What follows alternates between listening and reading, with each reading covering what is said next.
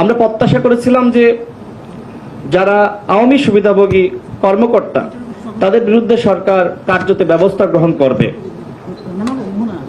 সেটিও আসলে আমরা দেখছি না। এখনো পর্যন্ত যারা আওয়ামী আমলের সুবিধাভোগী সরকারি কর্মকর্তা, পুলিশ কর্মকর্তা, তারা স্বপদে বহাল রয়েছে। সুতরাং এই যে ফ্যাসিবাদী সিস্টেম, যেটা আসলে ভাঙ্গার জন্য জনগণ রাজপথে নামলো, সেটা কিন্তু এখনো পর্যন্ত ভাঙ্গা হয়নি। শুধুমাত্র হাসিনার পতন হয়েছে, ফ্যাসিবাদের কোনো পতন হয়নি। সর্বত্র সেই ফ্যাসিবাদী সিস্টেম বহাল তবিয়তে।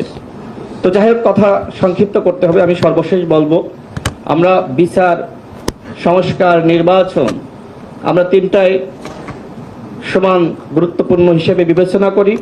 আমরা মনে করি যে সরকারের আর যতটুকু হাতে সময় আছে, সেই সময়ের মধ্যে তারা ঐক্যমতের ভিত্তিতে সংস্কারটা জনগণের সামনে দৃশ্যমান করবে।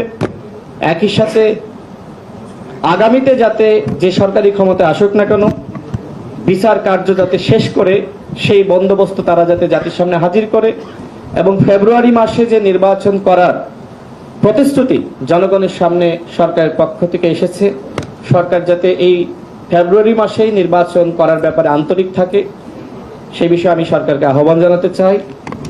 এবং সর্বশেষ বলবো যে আমাদের মধ্যে ইতিমধ্যে কিন্তু বিভাজন, এবং এই বিভাজনের সুযোগে আমরা লক্ষ্য করছি আওয়ামী লীগের মিছিল ডে বাই ডে বড় হচ্ছে।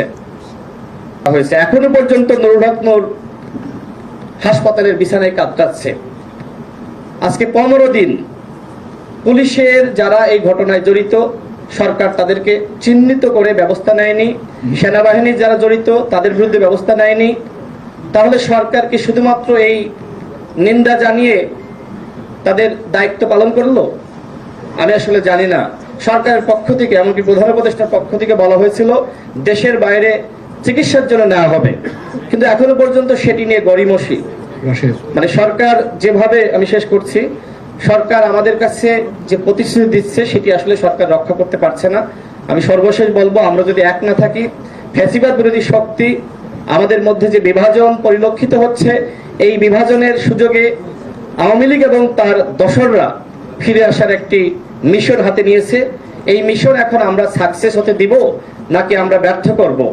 যদি আমরা আওয়ামী লীগের এই ফিরে আসাকে আমরা বন্ধ করতে চাই, সেক্ষেত্রে এই ফ্যাসিবাদ বিরোধী ঐক্যের যেটি নষ্ট হয়েছে সেটি ফিরিয়ে আনার কোনো বিকল্প নাই।